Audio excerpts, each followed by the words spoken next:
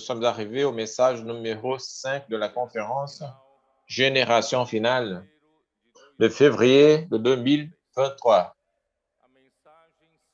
Ce message 5 a pour titre Dispensateur de la vérité. La lecture de la Bible, c'est Éphésiens chapitre 4, verset 20 jusqu'à 24.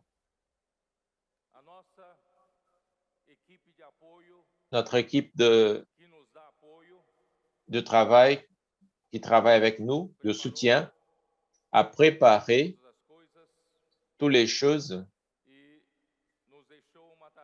Il nous a laissé une tâche pour chacun de nous. Je vais lire ici la direction qu'ils nous ont donnée pour ce message. L'écoulement constant de la grâce amené pour toutes les personnes en toutes les parties de la terre, de cette terre, a en résultat la vérité, la réalité remplissant tout ce qui est mensonge, qui apporte le vide de pouvoir desquels Satan s'est acquis. Notre vie de réalité est vue en justice et en sainteté. Le nouveau homme est créé selon la justice et sainteté, c'est-à-dire l'expression de la seule vérité dans l'univers, Dieu lui-même.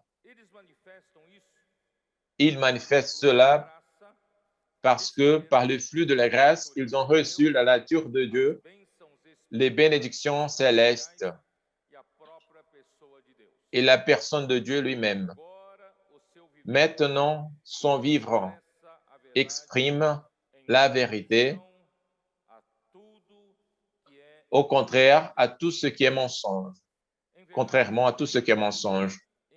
Cette vérité finit en marché dans la grâce, vérité, amour et lumière. Bien-aimés jeunes, dans ces univers, seulement Dieu n'est que vérité. Il n'existe une autre réalité que ce soit Dieu.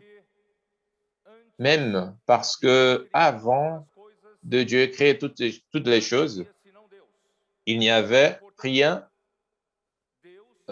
outre Dieu. Donc, Dieu, c'est la seule vérité dans ce univers. C'est la vérité lui-même, elle-même. Toutefois, l'homme a été trompé par l'ennemi de Dieu. En forme de serpent, il a trompé Ève. Il a proposé un pouvoir de jugement, le jugement de pouvoir discerner le bien et le mal sans Dieu. Et l'homme, dans sa innocence, il a tombé. Quand l'homme a mangé de l'arbre de la connaissance du bien et du mal, dont Dieu a dit pour ne pas manger, cette désobéissance a apporté le péché. Romains chapitre 5, 12.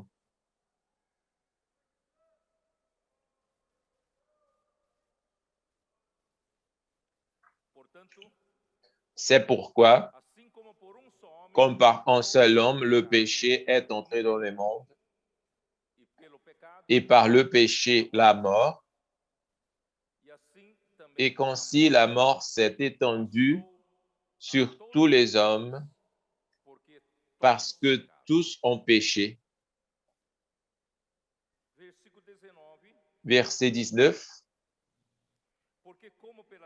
Car comme par la désobéissance d'un seul homme, beaucoup ont été rendus pécheurs, De même par l'obéissance d'un seul, beaucoup seront rendus justes.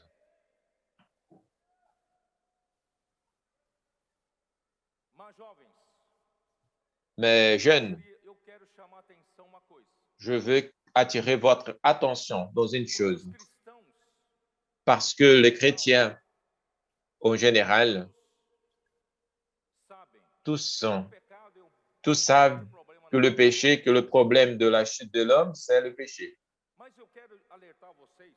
Mais je veux attirer son attention parce que avant que le péché entre dans l'homme, quelque chose très grave est arrivé. Pour que le péché puisse entrer dans l'homme, l'homme ne pourrait pas être connecté à Dieu. Quand Dieu a créé toutes les choses, Dieu a créé toutes choses en Christ et par moyen de Christ et pour Christ et par Christ. Et Christ, c'est avant de toutes ces choses. En lui, tout subsiste. Il est le point de connexion entre la création et la créature et le créateur. Il est aussi le point de connexion entre toute la création. En d'autres mots, quand Dieu a fait la première création, Dieu nous a créés connectés avec le Créateur par moyen de Christ. Dans d'autres mots, l'homme était connecté avec Dieu dans la création. L'homme était connecté avec la vérité elle-même, la réalité elle-même. Mais quand, par la ruse du serpent, a offert l'homme ce pouvoir de juger les choses sans Dieu, et l'homme a tombé dans cette parole, en désobéissant à la parole de Dieu. Et comme ça, avant le péché entré, l'homme s'est déconnecté de Dieu. Cela, c'est un sujet très sérieux, plus sérieux. Quand l'homme se déconnecte de Dieu, il se déconnecte de la vérité elle-même. Il se déconnecte de la réalité elle-même. C'est pour cela que le péché est entré. C'est pour cela que la mort est entrée, parce que le péché et la mort, il seulement arriverait à entrer si l'homme s'était déconnecté de Dieu. Il y avait un vide, un trou. Il y avait un ange créé par Dieu comme le leader des anges. Nous l'appelons de Lucifer.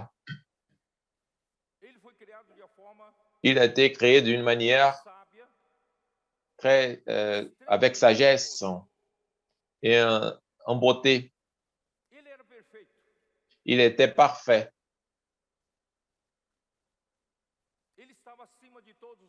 Il était au-dessus de tous les autres anges. Il a cherché être exalté de plus en plus. Il pensait qu'au-dessus de lui, il n'y avait personne. Donc, il a voulu être semblable à Dieu. Il a proposé à Dieu qu'il était un roi adjoint de Dieu dans le domaine de la création. Parce que Dieu est le créateur, selon lui, il ne comprend pas la création. Donc, il serait le point de connexion. Mais il ne savait pas que Dieu avait déjà préparé auparavant Christ comme une connexion. Par cet orgueil, l'iniquité est entrée en lui. Quand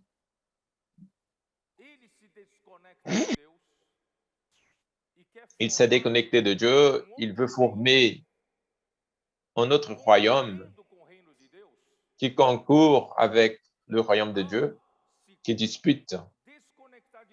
Quand il se déconnecte de Dieu pour former un autre royaume, il se déconnecte de la vérité. Et quel est le contraire de la vérité? Vous ne savez pas? La mensonge. La vérité, comme il n'a pas la vérité, il va être dans le mensonge. Cela est dans ta Bible. Jean chapitre 8, 44. Regarde.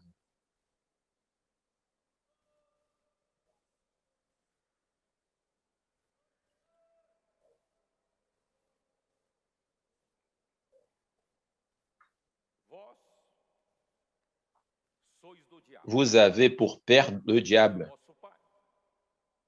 et vous voulez accomplir des désirs de votre père parce qu'il nous a déconnectés de Dieu pour appartenir au royaume du mensonge. Il a été meurtrier dès le commencement et il ne se tient pas dans la vérité parce qu'il n'y a pas de vérité en lui. Il s'est déconnecté de la vérité, il voulait régner dans un autre royaume concourant avec de Dieu, mais ce royaume, c'est le royaume de la mensonge, du mensonge. Ceux qui sont dans le mensonge, ils ne sont pas dans la vérité. Lorsqu'il profère le mensonge, il parle de son propre fond, car il est menteur et le père du mensonge.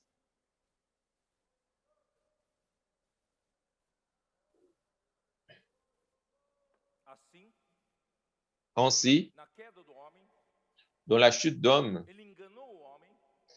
il a trompé l'homme. Il a réussi à faire l'homme à se déconnecter de la vérité qui c'est Dieu. Quand l'homme se déconnecte de la vérité, qu'est-ce qu'il arrive? Quand tu te déconnectes de la vérité, il y a un trou, un vide. C'est vrai ou pas? Parce qu'il n'y a pas de vérité et réalité. Quand il n'y a pas de vérité et réalité, il y a un vide. Et à partir de ce trou, que le diable, à travers le mensonge, il a mis tout le ordures dans l'homme. Romains chapitre 1.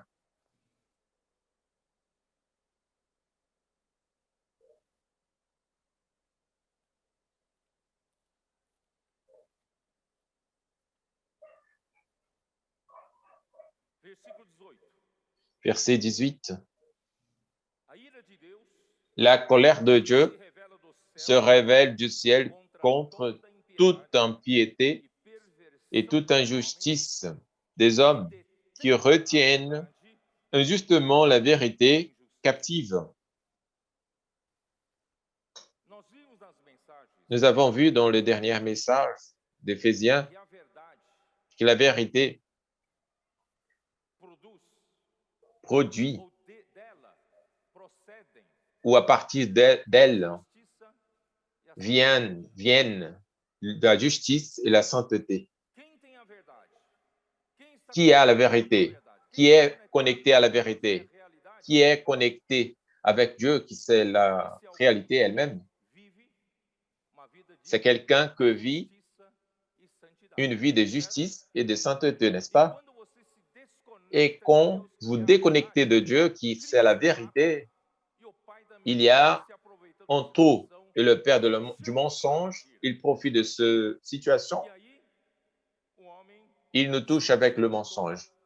Donc, l'homme s'est rempli de toute impiété, perversion et injustice.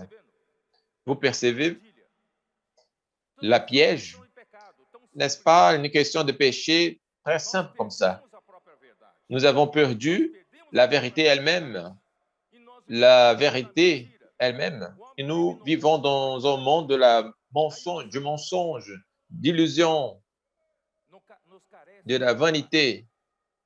Il nous manque la vérité.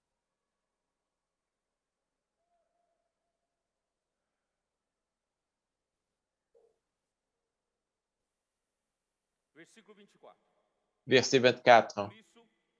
C'est pourquoi Dieu les a livrés à l'impureté, selon les convoitises de leur cœur, en sorte qu'ils déshonorent eux-mêmes leur propre cœur, eux qui ont changé la vérité de Dieu en mensonge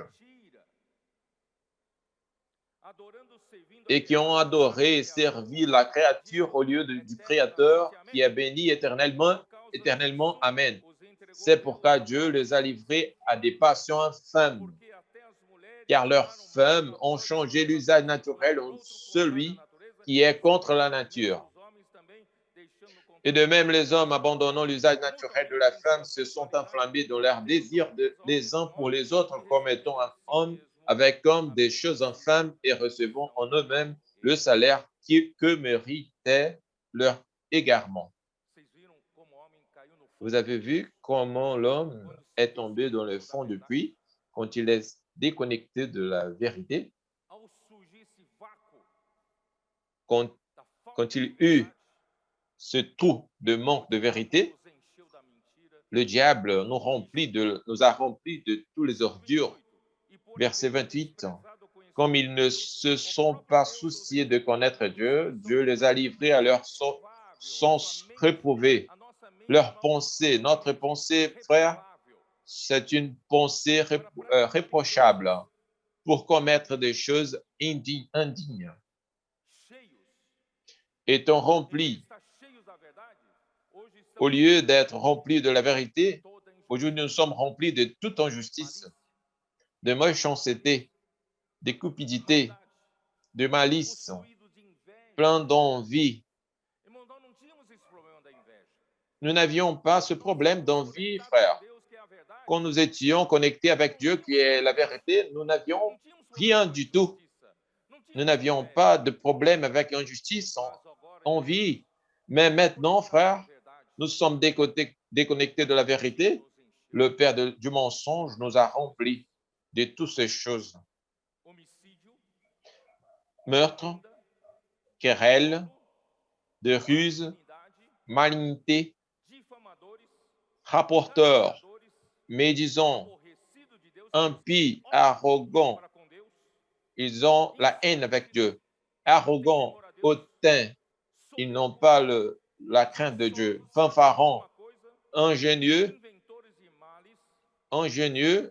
au mal, rebelles à leurs parents, dépourvus d'intelligence, de loyauté, d'affection naturelle, de miséricorde. Voyez à quel point l'homme est tombé. Oh Seigneur Jésus. Et vous pouvez faire une comparaison avec Galates chapitre 5.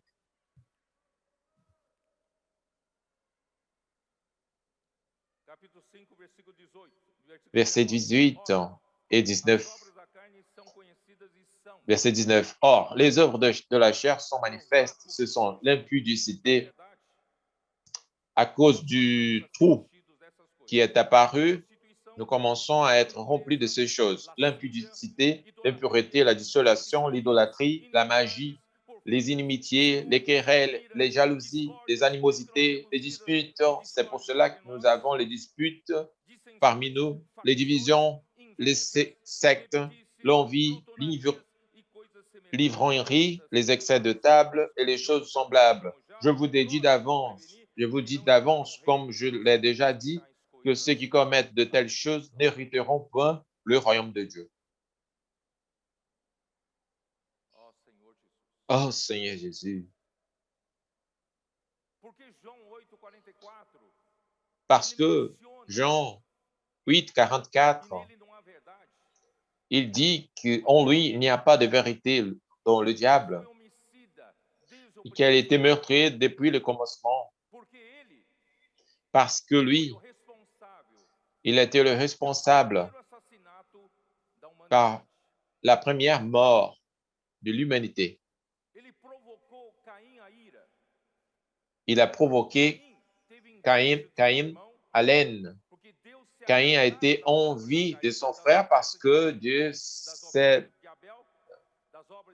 il a plu de l'œuvre d'Abel et pas de Caïn.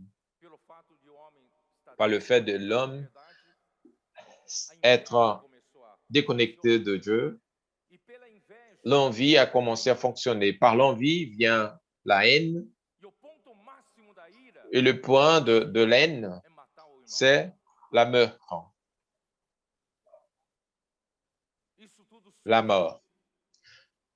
Tout cela est arrivé à cause du trou de la vérité. Vous comprenez, parce que le livre d'Éphésiens dit que nous avons besoin de nous remplir de la vérité, de la réalité, parce que nous avons besoin de ces vérités. Nous sommes remplis de mensonges, du mensonge. Dans la chute de l'homme, Satan nous a remplis de toutes ces impuretés et les choses semblables et pires. Oh Seigneur Jésus, et nous étions morts avec tout cela, avec le péché. La mort est entrée dans tous les hommes. Éphésiens chapitre 2. Il nous a donné. Vous étiez morts par vos offenses et par vos péchés, mais il nous a donné la vie, dans lesquelles vous marchiez. Quand il manque la vérité, nous sommes morts. Nous sommes morts, nous sommes remplis pas de la vérité, mais de nos offenses et nos péchés, dans lesquels vous marchiez autrefois selon le train de ce monde, selon le prince de la puissance de l'air, de l'esprit qui agit maintenant dans les fils de la rébellion. Nous avons passé à être guidés par la rébellion. Nous tous aussi, nous étions de leur nombre et nous vivions autrefois selon les convoitises de notre chair, accomplissant les volontés de la chair, de nos pensées. Et nous étions par nature des enfants de colère, comme les autres.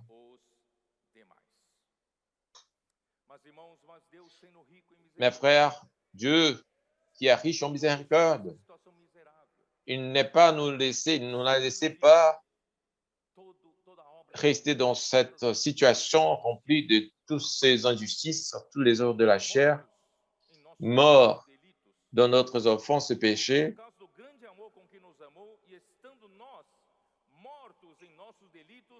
Mais Dieu, qui est riche en miséricorde à cause du grand amour dont il nous a aimés, nous qui étions morts par nos offenses, nous a rendus à la vie avec Christ. C'est par grâce que vous êtes sauvés. Par la grâce, nous sommes sauvés. Dieu a commencé à opérer le salut en nous. Celui qui a été déconnecté de la vérité, qui a été au-dessus, sous le père du mensonge. Il était mort en leurs offenses, en son offense et péché. Mais Dieu, avec le grand amour qu'il nous a aimés, maintenant, nous sommes été sauvés. Jeunes, quel est le salut pour les personnes qui est déconnectées de la vérité, qui s'est rempli du mensonge, du toute impiété? Quel est notre salut? C'est la grâce. C'est le fleuve de la grâce. Nous pouvons être connectés avec Dieu de nouveau. L'homme a perdu l'accès à l'arbre de vie, mais Dieu, il n'a pas fermé le coulement du rivière qui était dans le jardin d'Éden. Ce fleuve arrosait le jardin, mais il sortait partager un quatre bras pour toucher l'homme qui était déconnecté de Dieu. Où est-il? Mort en leurs offenses et péchés, Dieu, donc, par sa grâce, il veut atteindre l'homme, y toucher l'homme. Par la parole de l'Évangile, il nous a touchés. Quelqu'un a prêché l'Évangile pour toi. Quelqu'un a servi de canal de grâce pour toi. Il est arrivé à toi. C'est pour cela que c'est très important que vous étiez le canal de la grâce pour les autres personnes. Qu'est-ce qu'il est? Qu'est-ce qu'il est grâce? C'est Dieu lui-même. Que nous avons perdu au jardin d'Éden l'accès par lui, pour lui. Et le fleuve vient nous toucher pour que nous puissions être de nouveau touchés pour nous délecter de Dieu comme grâce, gratuitement, sans prix, son argent. Et Dieu, il veut nous remplir. Il sait que nous avons besoin de la vérité. Nous sommes remplis de toutes les choses impures. Dieu, au premier, il nous a donné la vie. Nous avons cru en Jésus un jour. Il nous a donné la vie. Nous sommes nés de nouveau. Nous avons la vie de Dieu. Mais à partir de ce jour-là, vous avez besoin de se délecter, vous délecter du fleuve de la grâce. Il va vous supplier, vous remplir avec la vie, avec sa nature sainte. Cela remplit-toi de la réalité déjà. Vous comprenez? C'est pas que Dieu va nous donner premièrement la grâce et après la vérité. Quand Dieu t'a donné la grâce, il commence à te remplir de la réalité de Dieu. Oh Seigneur Jésus. Éphésiens chapitre 5.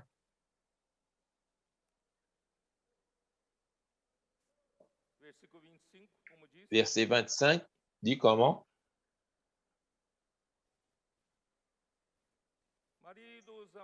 Marie, aimez vos femmes comme Christ a aimé l'Église et s'est livré lui-même pour elle, afin de quoi? Afin de la sanctifier.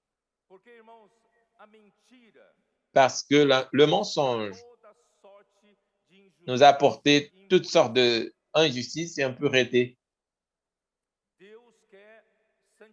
Dieu veut sanctifier son Église. Dieu veut sanctifier vous sanctifier. Mais comment Dieu fait cela pour sanctifier vous? Après l'avoir purifié par le baptême d'eau.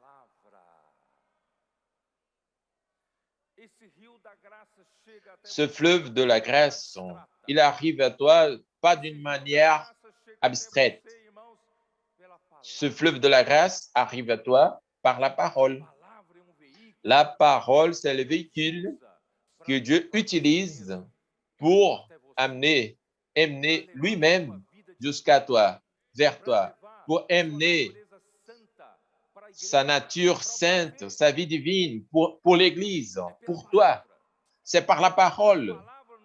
Et la parole nous purifie. Nous purifie de quoi? Nous purifie de tout ce que le père du mensonge nous a donné. Toute injustice, toute impureté, l'envie, haine, malignité, prostitution.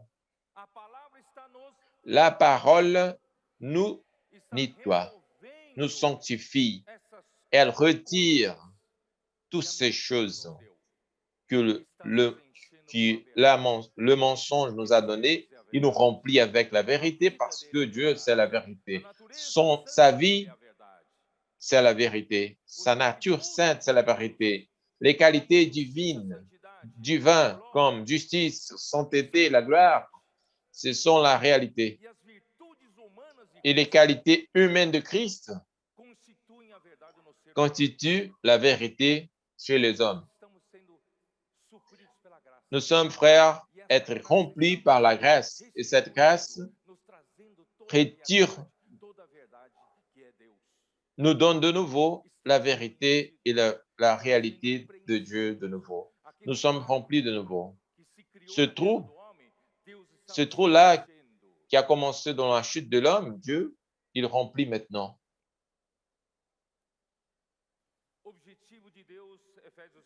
Le but de Dieu, en Éphésiens 3,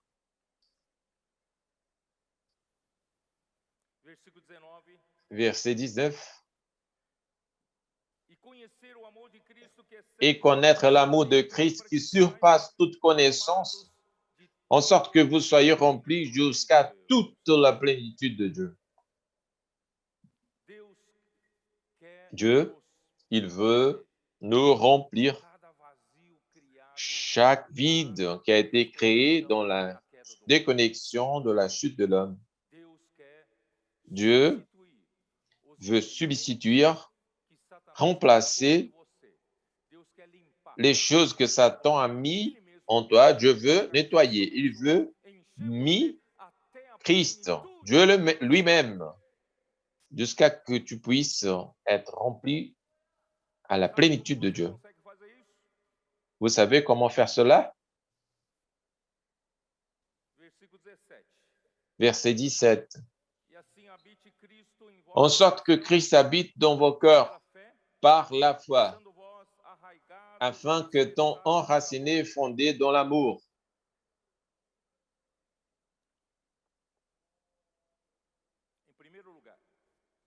Premièrement, le frère André a déjà dit, il faut que vous invitiez Christ. Vous avez déjà Christ en votre esprit. Votre esprit est né de nouveau. Dans votre esprit habite l'Esprit de Dieu. Dans votre esprit habite Christ. Mais il n'a été pas invité pour toi pour entrer dans les 3 chambres, dans les 3 pièces dans ton âme. Il n'a pas été invité pour entrer dans ta pensée, dans tes émotions, dans ta volonté. Vous êtes encore le propriétaire de ton nez. C'est pour cela que vous marchez dans la vanité de vos pensées. C'est pour cela que votre vie a beaucoup de problèmes. Mais invitez-vous. Invitez Christ pour entrer dans votre pensée. Dites-vous, viens habiter dans mes pensées. Se sent bien dans ma pensée. Gouverne, Seigneur, toutes mes pensées. Je ne vais pas penser en rien, si ce n'est le Seigneur en gouvernant. Tout ce que je pense, tout ce que je demande que le Seigneur puisse être présent, que le Seigneur puisse gouverner. Ainsi, que le Seigneur puisse gouverner mes émotions qui sont très faibles. Mais la réalité dans mes émotions, dans ma volonté, et ainsi habite Christ. Verset 18. Vous puissiez comprendre avec tous les saints quelle est la largeur, la longueur et la profondeur et la hauteur, et connaître l'amour de Christ qui surpasse toute connaissance, en sorte que vous soyez remplis jusqu'à toute la plénitude de Dieu. Vous savez ce que signifie cela? Quand vos pensées seraient par Christ, Dieu se sentira à l'aise pour gouverner votre âme. Tu sais ce qui va arriver? Votre âme sera élevé pour dehors de la dimension du temps et de l'espace, hors de dimension tridimensionnelle. Votre âme, elle n'est pas la matière. Votre âme a été créée avec l'esprit qui est venu du souffle de Dieu qui est éternel.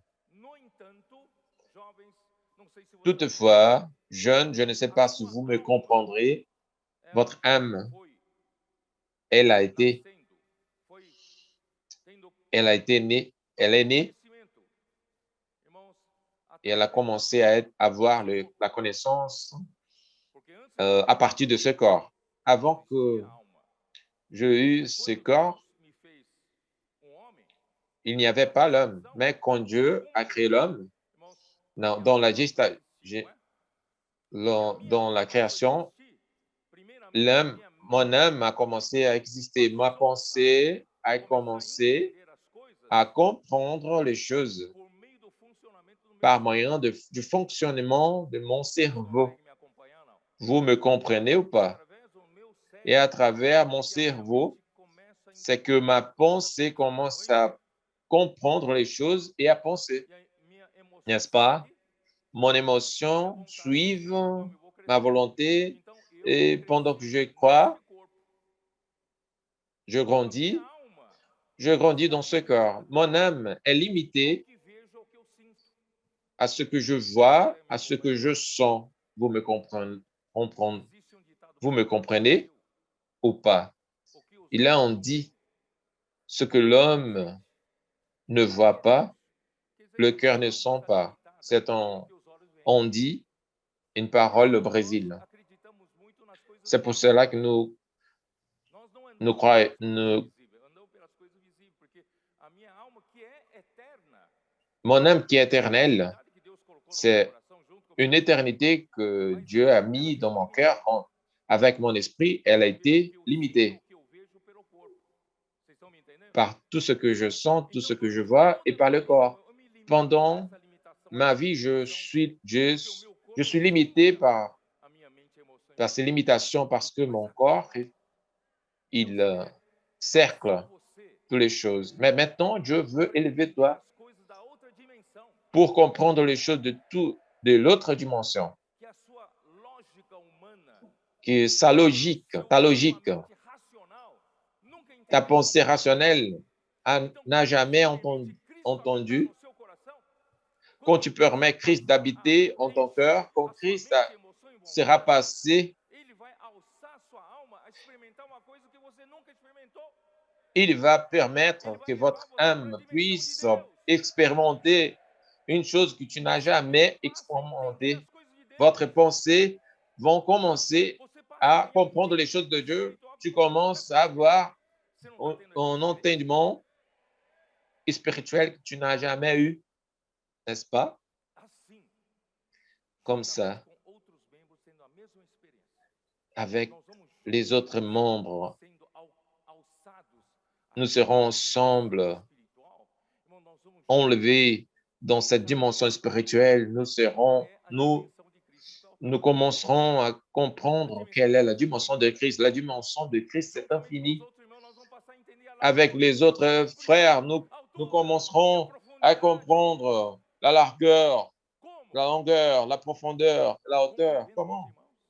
En convivant avec les frères, dans l'immersion, dans les témoignages, dans les expériences, dans les miracles que Dieu opère en nous. Nous apprendrons avec les uns avec les autres en prêchant l'évangile, en prenant soin de personnes dans les réseaux de soins, en parlant avec les uns avec les autres, dans l'immersion de la parole. Nous apprenons les uns avec les autres, n'est-ce pas? Nous commençons à comprendre quelle est la dimension de Christ. C'est plus loin que je pensais, que je n'y pensais. Et connaître l'amour de Christ qui surpasse toute connaissance. Je n'avais pas cette connaissance, mais Christ Il m'est enlevé, il m'est élevé.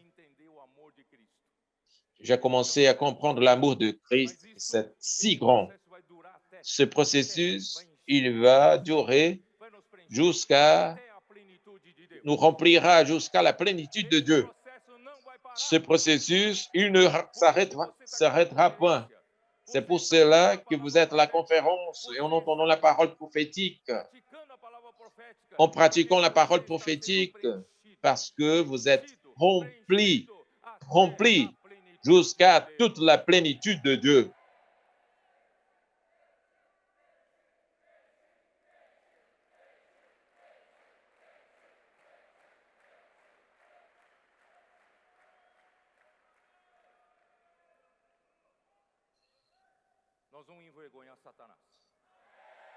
Nous aurons causé honte à Satan. Il a pensé qu'il a gagné la guerre. Il a pensé que l'homme était, pour être déconnecté de l'homme, il a pensé qu'il a vaincu la guerre. Non. Par la grâce, Dieu nous a donné la vie, il nous a sauvés. Et maintenant, Dieu nous remplit avec lui-même, à travers Christ, la réalité elle-même, la grâce elle-même, la vérité elle-même.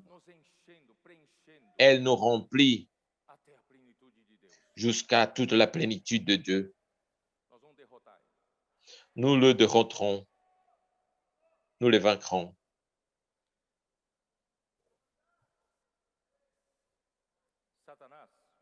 Satan, je veux lire chapitre 4 Éphésiens, verset 22.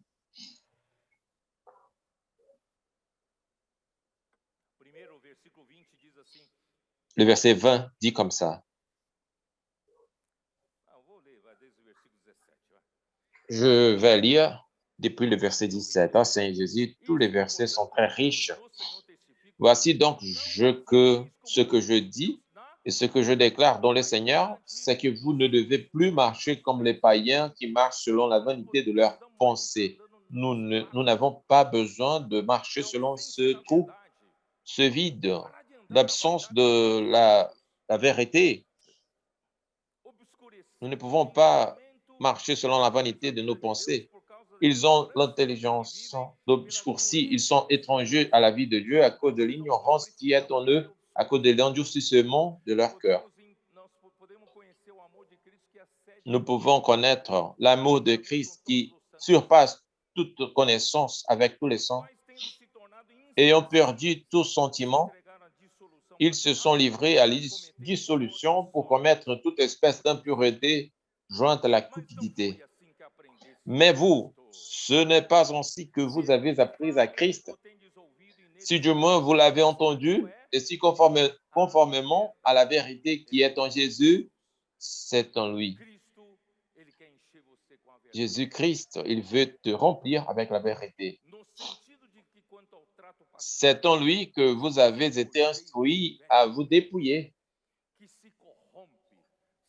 au égard à votre vie passée du vieil homme qui se corrompt par les convoitises trompeuses. C'est tromperie, c'est le diable, c'est une personne. Apocalypse, regardez-vous, chapitre 12, verset 9.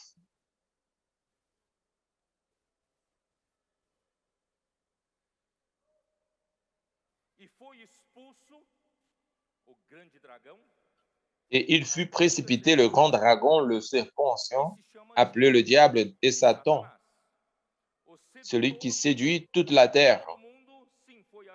Il fut précipité sur la terre et ses anges furent précipités avec lui. Frère, dans la version King James actualisée, le séducteur de toute la terre, vous savez comment cette version dit? Il a la capacité de tromper le monde entier. C'est pour cela, frère, ne pensez pas que vous pouvez combattre avec Satan. Il est le mensonge. il réussit à te tromper facilement. C'est pour cela, frère, il y a une place où nous pouvons être en sécurité selon la parole, en suivant la vérité. Il est capable, il a trompé Ève, tout l'homme, tous les hommes. Il est capable de tromper l'Église. Je vais parler un peu des 20 siècles de l'Église pour vous montrer la piège, la tromperie de Satan. Les 20 siècles de l'histoire de l'Église est commencé avec le premier travailleur en Matthieu chapitre 20. Matthieu 20.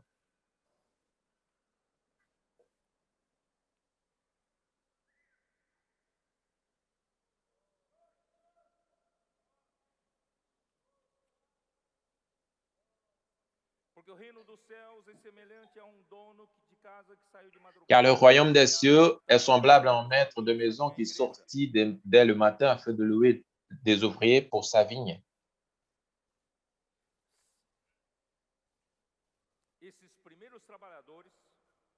Ce premier travailleur qu'il a envoyé pour la vigne, ce sont les premiers apôtres. L'apôtre Pierre a été utilisé par Dieu pour ouvrir la porte du royaume des cieux pour les Juifs qui ont cru dans le jour de la Pentecôte. Ils sont entrés dans le royaume des cieux à ce jour-là. L'apôtre Pierre a été utilisé par Dieu dans la maison de Cornélius pour ouvrir la porte du royaume des cieux pour les païens aussi qui ont cru.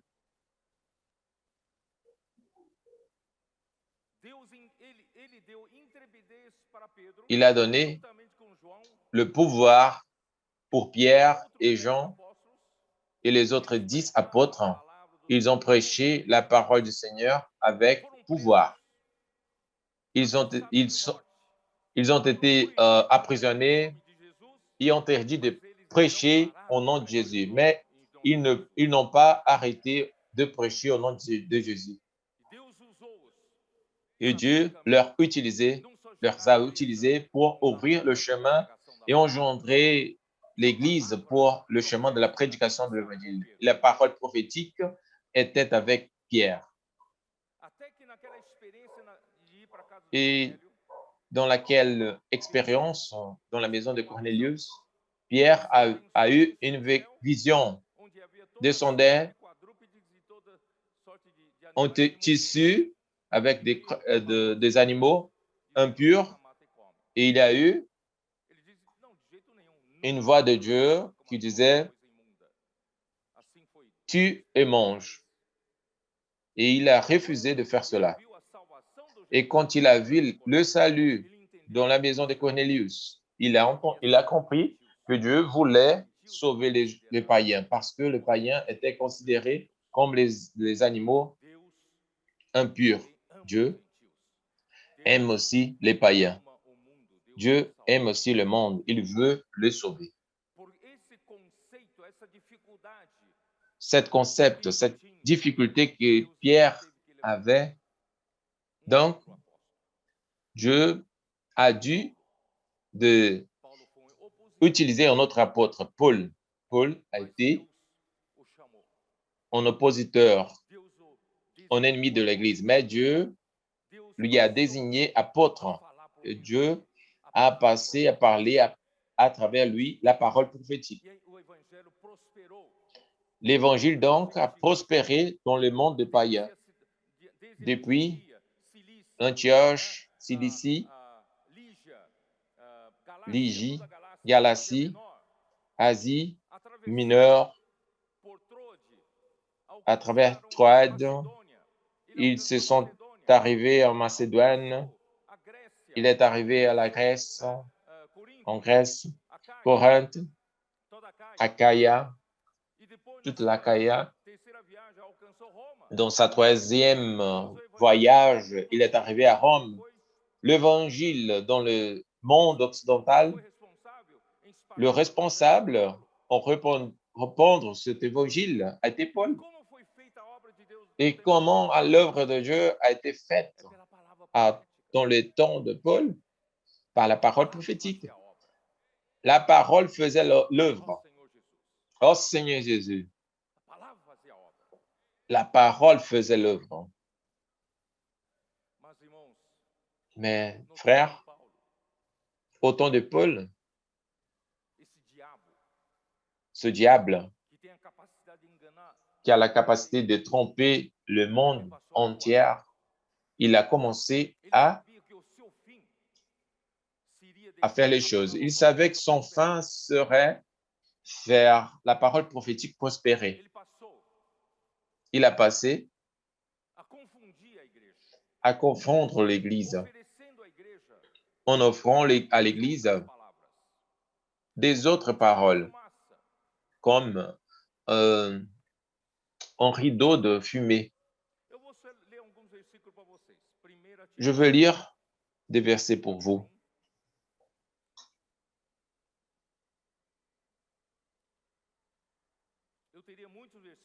1 Timothée, chapitre 1.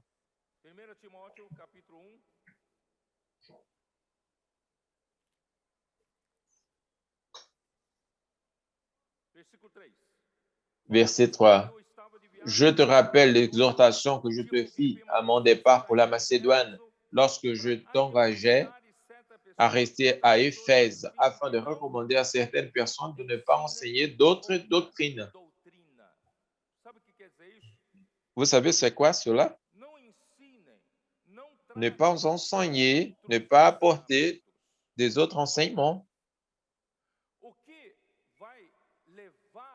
Ce qui va amener à la fin la volonté de Dieu, ce qui va faire l'œuvre de Dieu aller marcher en avant, c'est la parole prophétique.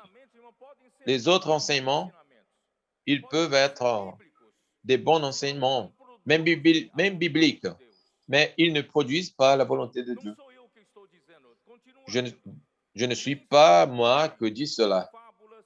De ne pas s'attacher à des fables et à des généalogies sans fin qui produisent des discussions plutôt qu'elles n'avancent l'œuvre de Dieu dans la foi. Ce service, c'est oikonomia, l'œuvre de Dieu dans la foi, l'économie de Dieu dans la foi, le plan de Dieu que Dieu a tracé pour l'homme, qui est produit par la foi.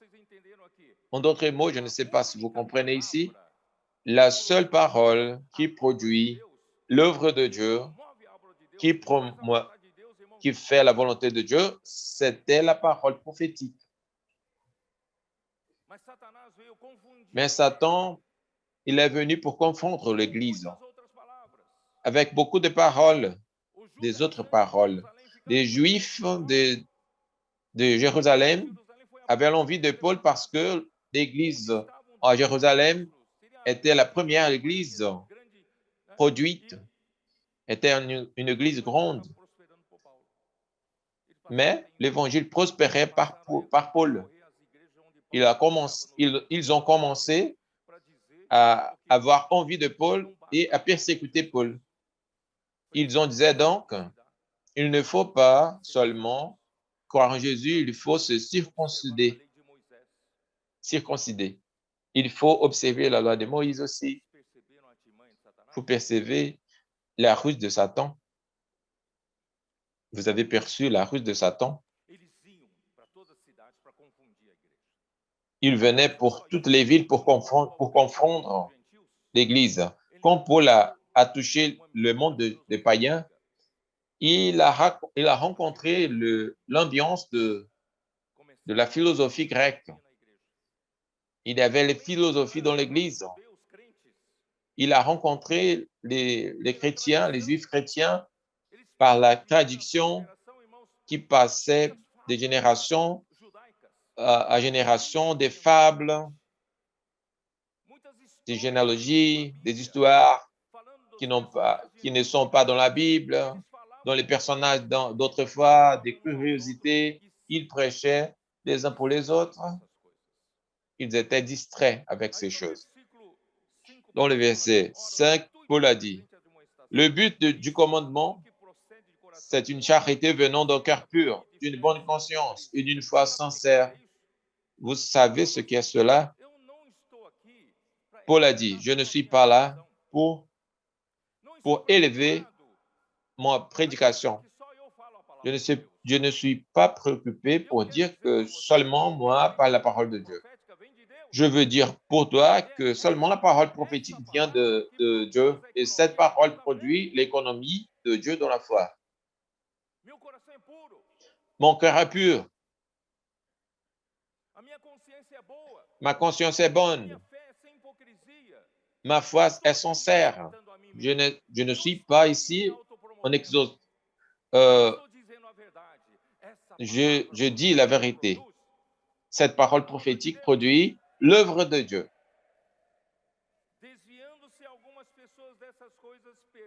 Quelques-uns s'étant détournés de ces choses se sont égarés dans des vains discours. Ces personnes ont commencé à discuter, ils se sont égarés. Qu'est-ce que c'est vain discours? Vous qui avez le Strong, la version Strong, ce sont des discours vides. Satan, il arrive à tromper l'Église en remplissant l'Église de vide de nouveau. Il semble vérité, mais ce sont de vains. Nous avons besoin de paroles qui produisent l'économie de Dieu, l'œuvre de Dieu.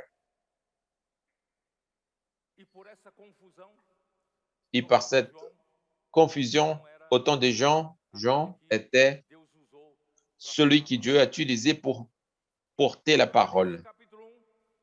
Apocalypse, verset 1, chapitre 1, verset 1. Qui sait ce verset par cœur? Personne ne sait. Nous allons lire. Dieu alors a élevé Jean à la fin des temps, du temps. Apocalypse 1 dit, révélation de Jésus-Christ que Dieu lui a donné pour montrer à ses serviteurs les choses qui doivent arriver bientôt et qu'il a fait connaître par l'envoi de son ange à son serviteur Jean. Je ne sais pas si vous comprenez. Il existe une parole prophétique qui apporte la révélation de Jésus-Christ. La parole prophétique apporte la révélation de Jésus-Christ. Et cette révélation que Dieu veut montrer à ses serviteurs. Mais Dieu, il n'a pas montré pour les 50 serviteurs une fois pour tous. Mais plutôt, il a donné à Jean. Il a donné cette révélation à Jean. Et Jean a passé cette révélation pour les serviteurs. Vous imaginez, si nous aurions 50 personnes en parlant la parole prophétique, où serait la direction? Nous suivrons à qui? Lui soit le Seigneur qui ici, Dieu a choisi Jean. Jean, c'est toi. Donc, Jean a fonctionné en Zacharie, comme en Zacharie se dit, celui doré, il ne s'était pas versé directement au chandelier, mais avant, il tombait dans les vases. Les vases, ce sont les serviteurs. Qui sont ces serviteurs? Ce sont tous ceux qui aiment la parole. Ce sont vous qui aimez la parole. Vous qui sont simples pour recevoir la parole, qui reçoivent la parole comme la parole de Dieu, qui est en fait de Dieu. Vous êtes simples, vous êtes ces vases qui vont faire l'Église briller. Vous allez retourner pour votre cité, pour votre ville, et vous ferez les églises briller. Mais peut-être que Dieu ne parle que par lui, mais la Bible dit comme ça, que c'est comme ça que fonctionne. Mais à partir du deuxième siècle, nous ne voyons pas apparaître personne des apôtres, rien. Donc, la dégradation a commencé. Quand il n'y a pas de parole prophétique, il n'y a pas de direction. Quand il n'y a pas de direction, l'œuvre de Dieu ne marche pas. Donc, Dieu avait besoin d'utiliser un groupe de vainqueurs en chaque époque pour lutter en cœur par le royaume de Dieu. Donc, qu'est-ce qu'il est arrivé à partir du deuxième siècle? Ils ont pensé, il n'y a pas d'apôtres parmi nous, il n'y a pas de prophètes qui parlent la parole prophétique, donc il faut que nous conservions les églises dans les enseignements des apôtres du premier siècle. Il faut que nous formions un groupe de leaders de l'œuvre parmi les églises pour que nous conservions les églises dans les enseignements des apôtres. C'est une bonne pensée. C'est une bonne pensée. Vous avez perçu, vous avez compris cela. Mais dans l'Église, sans apôtres, il n'y a que anciens.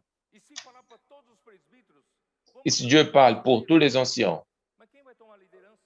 mais qui va être le leader? Ce sont beaucoup. Donc, ils ont choisi parmi les anciens les évêques. Cela, c'est pas biblique parce que évêque et ancien, ce sont la même personne. Ancien, c'est par sa maturité de croissance. Évêque, c'est le superviseur. Mais ils ont fait une hiérarchie parce que nous n'arrivons pas à prendre soin de toutes les églises. Donc, nous choisirons quelques-uns parmi les anciens. Cette hiérarchie est Satan en trompant l'Église. Il a attiré la corruption dans l'homme. Il la dispute par la position pour le pouvoir. Ceux que deviennent leaders, ils ont des privilèges, ils ont le pouvoir, sa position, il est respecté. Et les évêques d'une petite ville, ils ne sont pas célèbres. Donc, ils ont voulu être évêques d'une grande ville. Et comme ça, l'hiérarchie dans l'Église est apparue. Les clercs et ceux qui ne comprennent pas.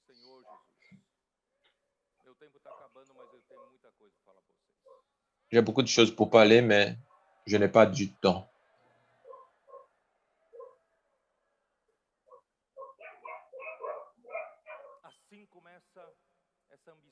C'est comme ça qu'il commence l'ambition par le pouvoir.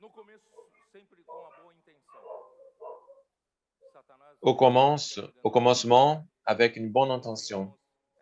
À la fin, cette dispute, vous savez, que l'hiérarchie a commencé. Évêques, anciens, et à la fin le pape a paralysé l'Église.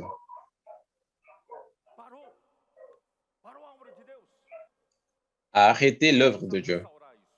Dieu avait besoin de restaurer cela. Dans le siècle XVI, Dieu il a utilisé la réforme. Il y avait beaucoup d'erreurs dans l'église d'Antiochie. Ceux qui étaient à la réforme, ils voulaient sortir de ces erreurs. Mais malheureusement, il y a eu beaucoup de mal comportement, d'hierarchie, de cléricalisme. Et le Seigneur, il a besoin de continuer à restaurer en nettoyant l'Église de ces choses. Mais à la fin du siècle XVIII, XIX, quelque chose a commencé à naître parce que il y avait déjà une religion organisée. Mais Dieu a commencé quelque chose. Dans le siècle XX, il a restauré la vision à propos de la base de l'Église, base de l'unité. Mais il y avait encore, même dans l'Église, il y avait beaucoup de mal comportement. Mais nos jours, ils sont arrivés. Oh Seigneur Jésus.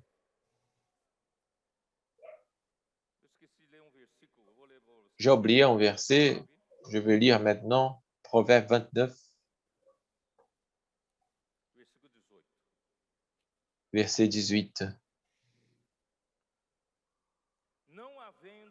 Quand il n'y a pas de révélation, le peuple est sans frein.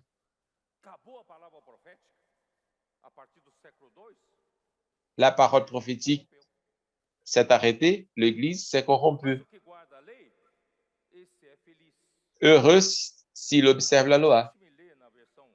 Laisse-moi lire dans la version King James actualisée, qui nous va montrer une autre vision.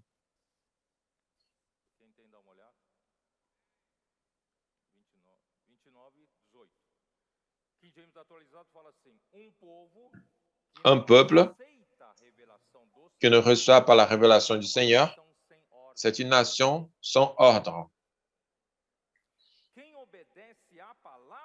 Ceux qui obéissent à la parole de Dieu, c'est heureux.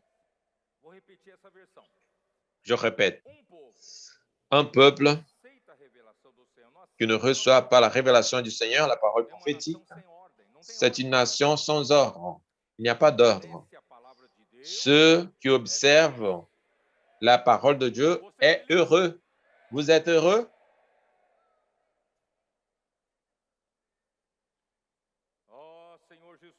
Oh Seigneur Jésus,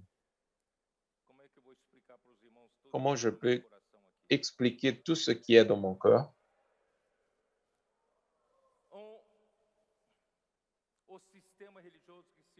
Le système religieux qui est dans les religions,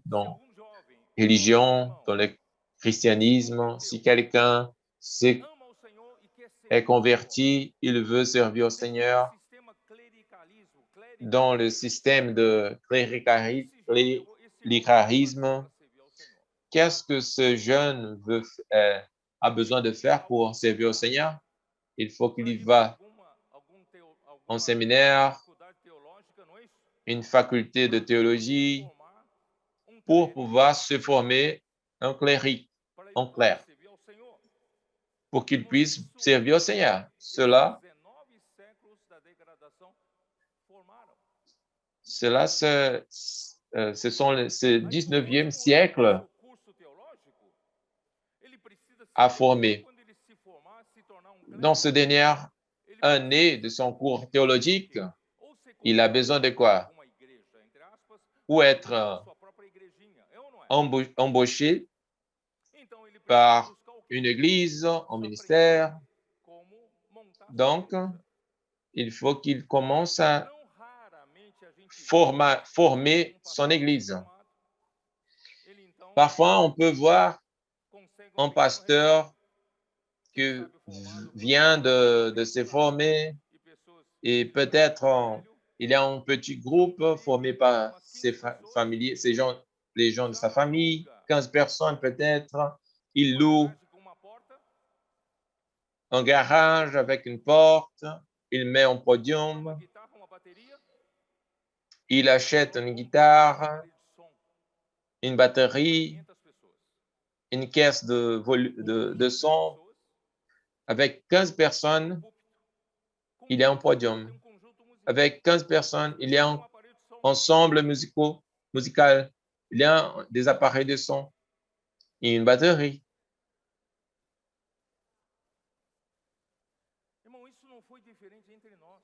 Frère, cela a été différent. Cela n'a été pas différent parmi nous. Même si nous n'avions pas cette vision de cléricalisme, pas beaucoup d'églises se sont levées dans les villes. Mais quand nous avons 50 personnes, 100 personnes, nous nous préoccupons en louer un espace avec 30 personnes, nous mettons un podium. Vous avez vu cela? Des instruments musicaux, réunion ministérielle pour 15 personnes. Vous savez c'est quoi cela?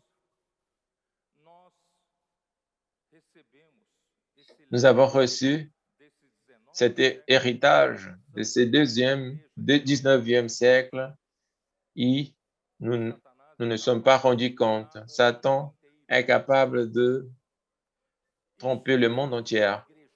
Cela a arrêté l'Église, a entravé l'Église. Donc, aujourd'hui, quand nous parlons d'aller pour les rues,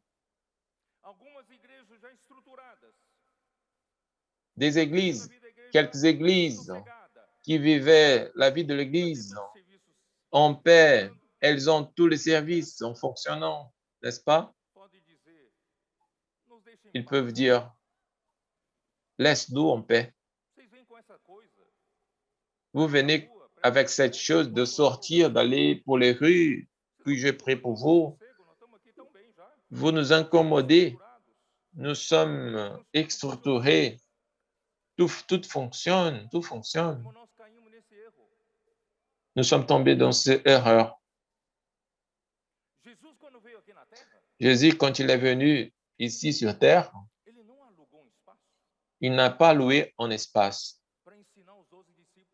pour enseigner les 12 disciples. Il est venu avec un désespoir de parcourir toutes les villes, les villages. Je n'exagère pas. Lisez Matthieu chapitre 9. Il parcourait toutes les villes et villages en prêchant l'évangile du royaume, en guérissant toutes sortes de maladies, infirmités. Il voyait que le peuple, la multitude était affligée et accablés comme des brebis qui n'ont pas un pasteur. Oh Seigneur Jésus. Ézéchiel chapitre 33, chapitre 34.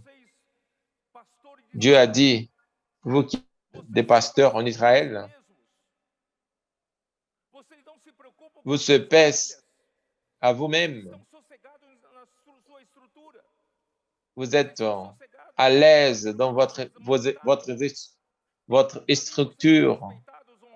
Vous êtes respecté, honoré, mais j'ai beaucoup de brebis en dehors qui va la chercher, qui va la faire paître.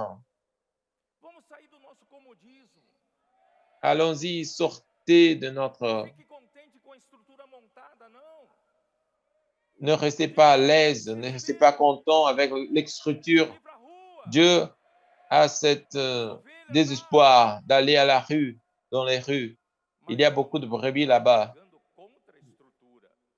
Mais, mes frères, je ne parle pas contre les structures. Quand Jésus a parlé à propos de la parabole de bon samaritain, Luc chapitre 10, je ne sais pas si vous vous rappelez, il a pris une personne blessée par le voleur et il a pris soin de cette personne là-bas, là, il a l'enlevé, il l'emmené à l'auberge.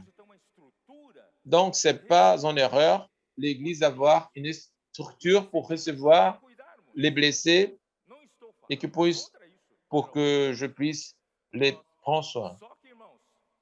Je ne parle pas contre cela, mais les structures, c'est selon le besoin que nous avons. C'est pas monter, c'est pas faire les structures, c'est aller pour la rue au premier. Le christianisme a inverti cela. Au premier, il faut monter, il faut former notre église. Non, il faut au premier aller dans la rue. Pendant que nous trouvons les personnes, nous avons de chaises, nous avons besoin de la parole. Ne mettez pas toute votre attention juste dans les structures. Donc, tu vas rester accommodé. Si tu veux mieux, si tu veux mettre l'œil dans les structures, tu vas commencer à penser que je suis honoré, je suis précisé. Mais quand on met l'œil, quand tu jettes l'œil dans la rue, là-bas, tu n'es pas un grand coopérateur, un prédicateur. Dans la rue, vous êtes quelqu'un qui cherche de brebis. Dans l'église, tu ne serais jamais expulsé par un agent de sécurité, mais tu vas passer par à la humiliation d'être expulsé. Cela ne fait pas bien pour nous.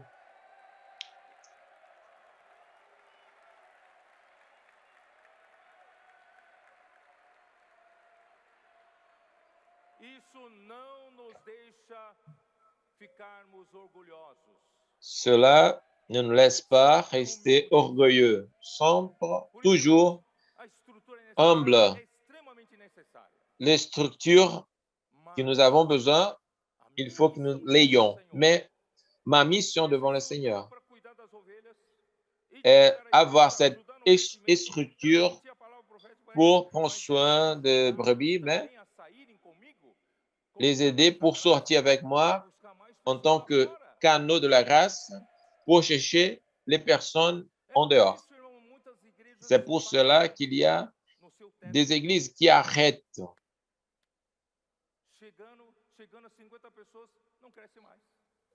Quand il y a 50 personnes, ils ne croient pas plus. En 500 personnes ne croient plus. Nous avons besoin d'aller pour les rues. La première chose pour que le Seigneur puisse restaurer cette situation de vide, de fausseté, de religion vide, c'est la parole prophétique.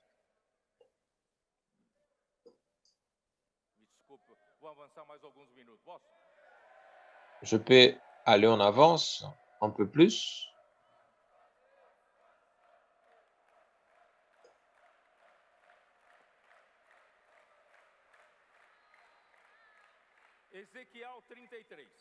Ézéchiel 33. Ézéchiel 33. Dieu a utilisé Ézéchiel, qui était de la ligne des sacerdotes, de sacrificateurs, mais il était avec le peuple qui était en esclavage. Il a commencé à être utilisé comme prophète. Le chapitre 32, il a averti le peuple d'Israël et avec le peuple d'Israël, il vient comme prophète. Et le peuple s'est éloigné de Dieu. Le peuple faisait des choses les pires. Les choses croyaient dans les fausses prophètes parce que les fausses prophètes parlaient ce que le peuple voulait entendre. Fais comme ça, sois heureux, vis ta vie sans se préoccuper avec les choses de Dieu. C'est comme ça que les fausses prophètes parlaient. Et les anciens du peuple étaient idolâtres. Ils adoraient des images dans les temples. Ils préféraient entendre des fausses prophètes parce qu'ils parlaient des paroles, des bonnes paroles, des belles paroles. Aujourd'hui, nous pouvons chuter dans cette situation. Dans le chapitre 3, 33, vous savez ce qui est arrivé? Jérusalem est tombée. Jérusalem, qui était connue comme la sainte cité, sainte ville que Dieu a choisie pour mettre son nom, c'était impossible pour nos prophètes de tomber, mais elle a tombé. Le prophète Ézéchiel, il avertit en parlant la parole prophétique, mais personne ne l'entendit, ne l'entendu. Mais quand la ville est tombée, ils se sont aperçus qu'il y avait un prophète. Il y a un prophète ici qui parle en vérité de la part de Dieu. Parce que ce qu'il parle est confirmé. Ces faux prophètes, leurs paroles ne se sont pas accomplies. Mais Ézéchiel, sa parole s'accomplit. Verset 33, je lis dans la version King James actualisée.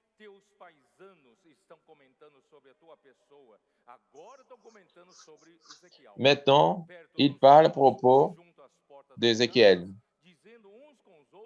Ils disent les uns avec les autres, entendez le message qui vient de la part du Seigneur.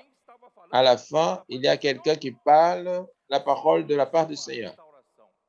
Cela a commencé, comme ça a commencé la restauration. Mais il y avait encore toutes les mauvaises attitudes. Mon peuple vient à toi comme ils ont la coutume de faire dans la forme ordinaire. Il fait et c'est assis pour entendre la prédication, mais n'arrive pas à la mettre en pratique. Avec la bouche, il honore et loue le Seigneur comme j'aime le Seigneur, merveilleux le Seigneur. Mais leur cœur, ils veulent le lucre. Ils sont préoccupés avec son structure qu'ils ont montée, qu'ils ont formée, où ils ont des privilèges.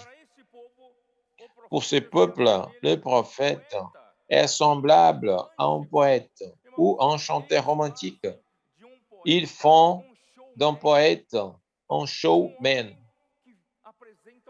un artiste qui présente un show.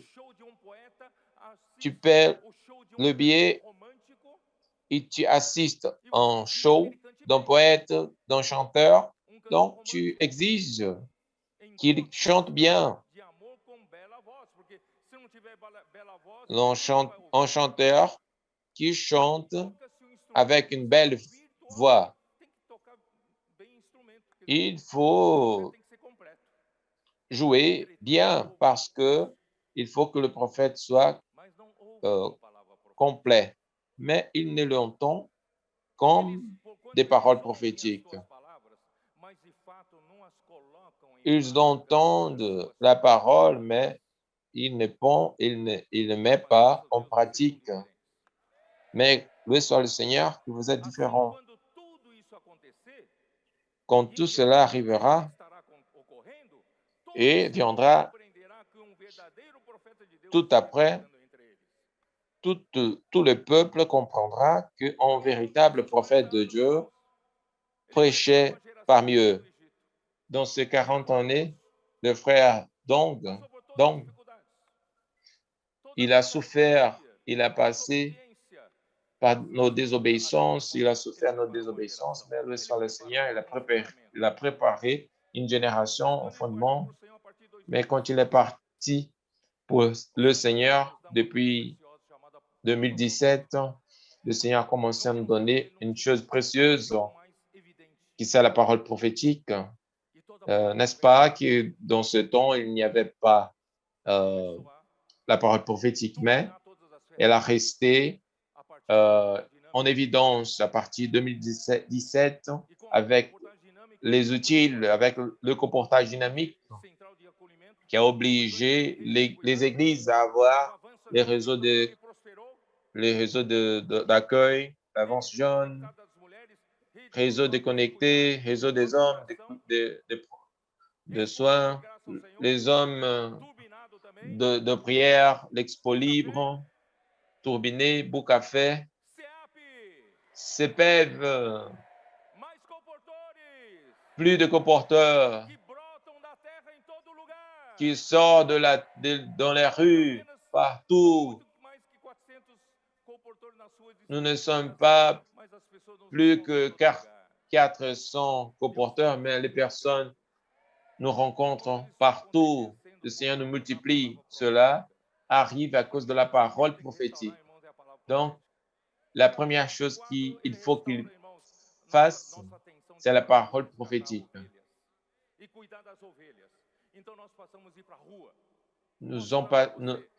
En 2020, nous avons commencé à prêcher la parole dans les rues. Nous sommes avec l'Église pour les rues dans le chapitre 36. Il a retiré de nous un cœur de pierre qui ne comprenait pas ce que Dieu faisait. Il nous a donné un cœur de chair. Il nous a donné un esprit nouveau, un cœur nouveau. Il nous a donné aussi son esprit. Pour moi, frère, son esprit, ce sont les 7 esprits. À partir de cela, la parole prophétique a commencé à fonctionner. Et dans la pandémie en 2020, le Seigneur nous a obligés à toutes les églises à entendre la parole prophétique. Il n'y avait qu'une autre chose pour faire. Tout s'est arrêté. Il n'y avait pas d'activités dans les églises et toutes les semaines, les églises accompagnaient la parole prophétique. L'église a été alignée avec la parole prophétique. Dieu a commencé à dire pour nous, cela c'est mon chemin. Cela c'est le salut des églises. Je ferai mon œuvre par moyen de la parole prophétique. Le Seigneur a envoyé, il nous a montré son statut pour que nous puissions garder la parole prophétique. Donc, a commencé l'immersion dans la parole. Quelle chose merveilleuse. Nous n'avons pas inventé rien. Nous n'avons inventé rien. Tout cela a commencé à cause de la parole.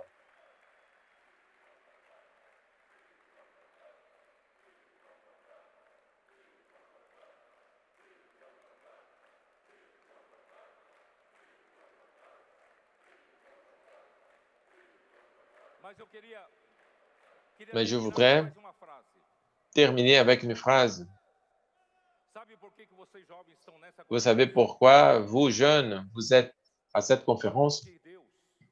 Parce que Dieu veut faire de vous une génération qui soit libérée